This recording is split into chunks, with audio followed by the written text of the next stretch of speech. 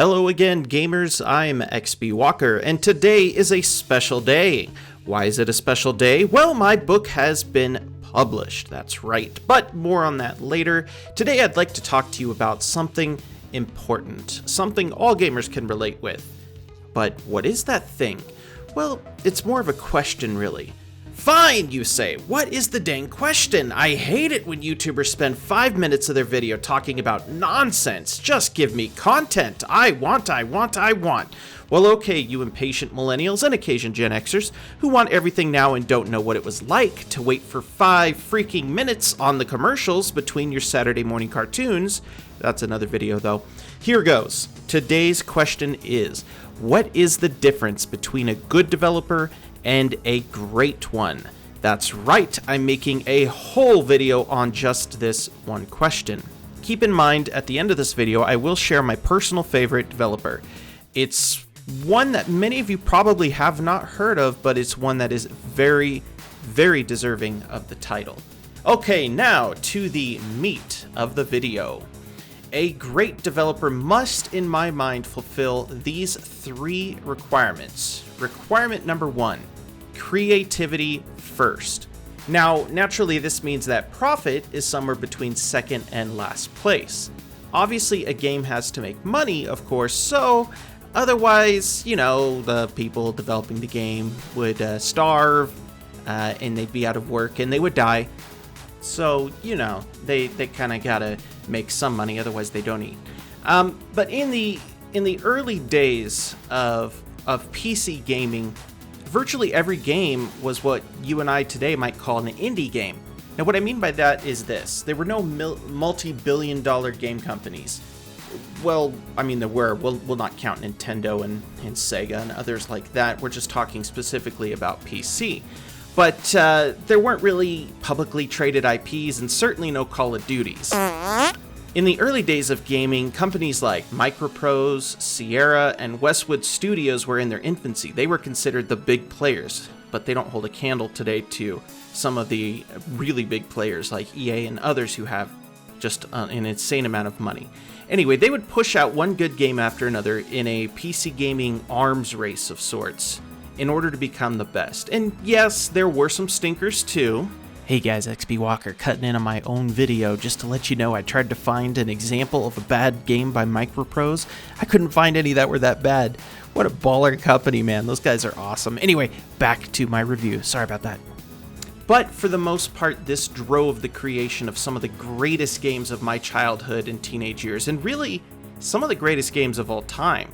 I would say quite a large percentage of the greatest games of all time existed in the early days of gaming, which is sad to say. Since the early 2000s, more and more major studios have swallowed up the smaller ones, and while AAA titles may be grand in scope and offering, fewer games ever really rise past the meh line on the chart. And once in a while, though, masterpieces do get through. For example, Skyrim, Breath of the Wild, The Witcher 3, even a little guy like RimWorld and QWOP. That last one especially. Pretty incredible, right? Okay, so we're back at the majority of great games coming from indie developers. RimWorld, which I mentioned before, Minecraft, Factorio, Prison Architect, No Man's Sky, after 2020, of course, Wolfpack, Supreme Ruler 2020. These are some of the winners out there. Now, in all fairness, there are some great games that have come from very large developers. Just off the top of my head, Paradox and Rockstar Games, 2 very big companies that I think are fantastic companies for the most part. They don't always put out perfect games, but they are very consistent and they have a fan base that's extremely loyal.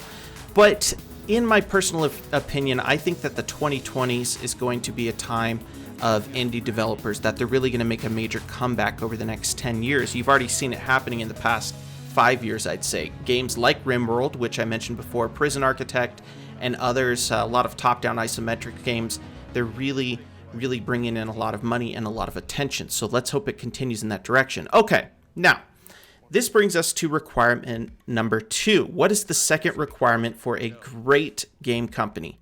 Vision. First of all, what does that mean?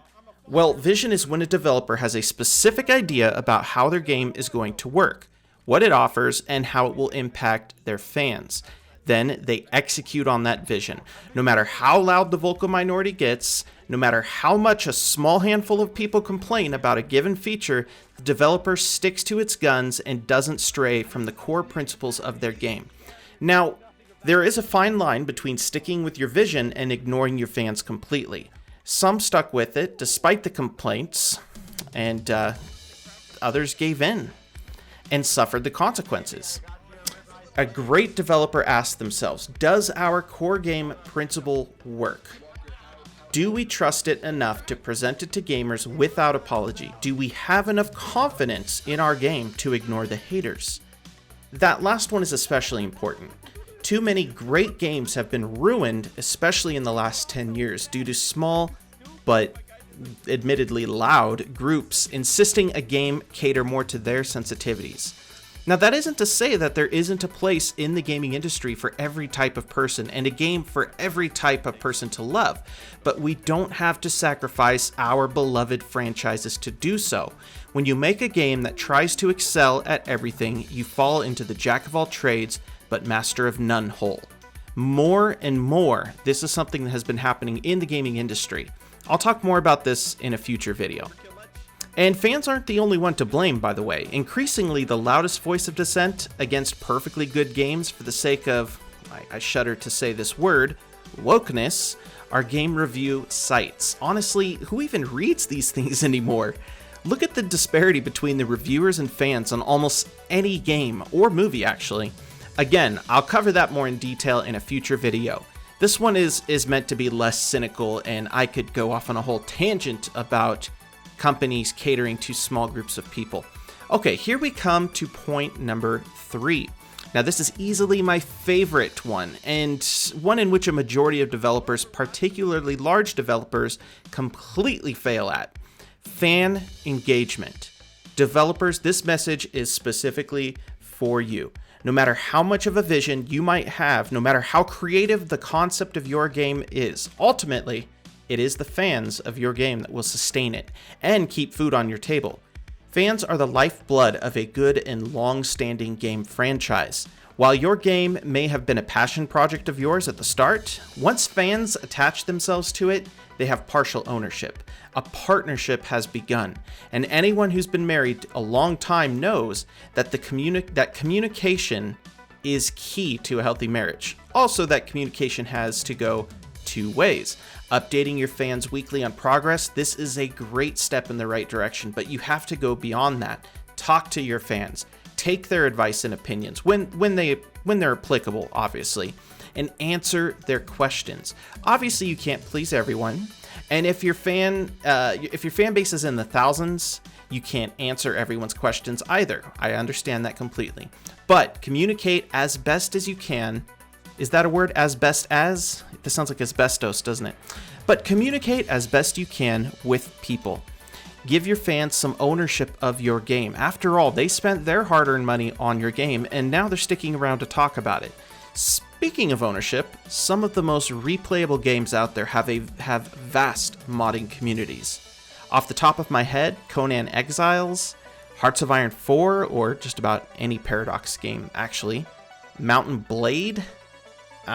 These games are near infinite in replayability, thanks to the modders. Thanks in no small part to the modders, really. Also, Discords, forums, community streams, all of these are great ways for a developer to connect to its fan base. I even know of a few developers who allow their fans to be involved in the game building process. That's a rare but beautiful thing to behold.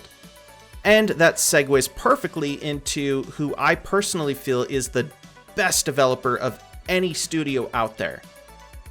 But before we do that, this video is sponsored by Raid Shadow. Just kidding. I would never. I'm sorry. I would never. I mean, I might do it for a laugh, but I would never sponsor them. Anyway, it's actually sponsored by me. That's right. I'm sponsoring my own video, my first published book, as in a publisher actually picked up the book and did a ton of work and is now selling my book. Yes, my first published book is on Amazon right now. This is a lifelong dream of mine. I've written a book that a publisher felt was good enough to show to the world, and now they're showing it to the world. So Ruin, which is the name of my book, is a fully illustrated steampunk novel that takes place in a post-apocalyptic world full of awakened power, steam tech, and a copious amount of cannibals. Oh, and when I said fully illustrated, I meant fully illustrated. It is literally illustrated by hand, page by page. Yes, we adults love to read pictures in our books too, and now you can literally see the world that is being built as you read. So, come check out Ruin on Amazon. I'll link it in the description. I don't like asking people for handouts on Patreon and silliness like that, so I'd rather give you something for your troubles. In this case, it's a fully illustrated book, so if you can drop a few pennies on me, I would greatly appreciate it. Now, back to the video. Okay, so who is my favorite developer of all time? Well, there were some tough choices here. Bethesda, early Bethesda, I should say. Maxis, maker of the original SimCity and other great games. Microprose, by the way, I love you, Mech Commander. You are a great game, and Microprose will always have a special place in my heart. Hey, they're coming back, by the way. Anyway, no, none of those hold a candle to my favorite developer, which is hands down Battlegoat Studios. That's right, my favorite developer is a small Canadian indie studio, Battlegoat Studio is the developer of the insanely detailed socioeconomic, political, and combat simulator, also strategy game, known as Supreme Ruler 2020, and before that, Supreme Ruler 2010. And now they're working on a new game called Galactic Ruler, which is in space mostly, but also on planets. Anyway, that's a whole nother video. Unless you are part of a small but elite group of strategy game lovers who found out about this absolute gem of a studio, you've probably never even heard of them. Well, Battlegoat fulfills all three of my categories better than any studio I know. And let's just go through those categories one more time in case you already forgot, because you have a very small attention span. Number 1, creativity. There is no game on the market as unique as theirs, especially not in the strategy world. They took the dry subject of politics, economy, and maybe the less dry subject of war, and they put all these into a simulator/strategy game with endless hours of replayability. While Galactic Ruler is still in its infancy, I have no doubt that it will also be another feather in their cap. Number 2, vision. Battlegoat knew what they wanted when they made Supreme Ruler 2020. Despite plenty of calls for more flashy explosions or voiceovers or any number of other things people find in other strategy games and insisted be in this strategy game, Battlegoat knows that the core of its strategy game offerings are their robust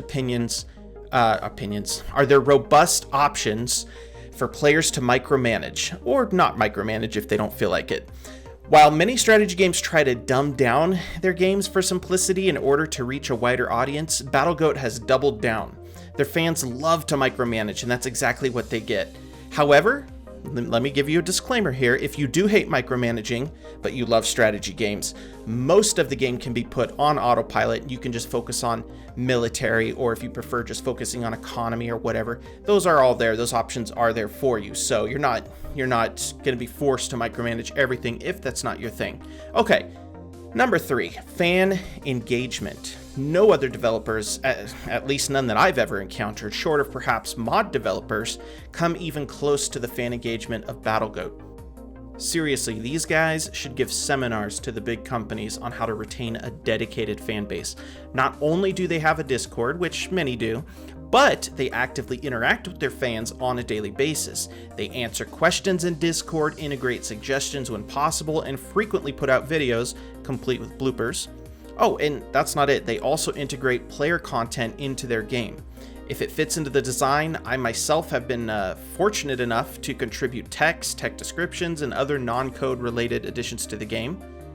There's also a small but dedicated corner of the fan base that contributes database changes to vehicles and units on the game, just to keep them more in line with real-world statistics. Some developers offer high modability for their games, which is great. I love modability on most games. Now, Battlegoat does this, but it takes it to a whole nother level. It integrates some of the better parts of mods into their game whenever they see something great. Now, I'm not saying that your mod is going to become part of the game, so don't mistake that for an endorsement of your content, But the simple fact that Battlegoat is actively involved in giving their community true ownership of the game well, when I say the game, I mean Supreme Ruler 2010, 2020, Galactic Ruler, the many expansions to Supreme Ruler, and I'm sure whatever future games they're making. But this is why I love this company, is just how much ownership they give to the players. This is why they have a fan base that has been with them for many, many years, some cases over a decade. That's all, folks. My thoughts on what makes a developer great. My personal favorite may not be great in size, but they have a dedicated community who will continue to buy and contribute to their games. So I hope that Battlegoat never change. I hope their fan-first mentality stays first to them always, and that they'll make good games, and that the guys who run the studio will never retire and just keep building games until they're in their hundreds. So until next time, this is XB. Bye-bye.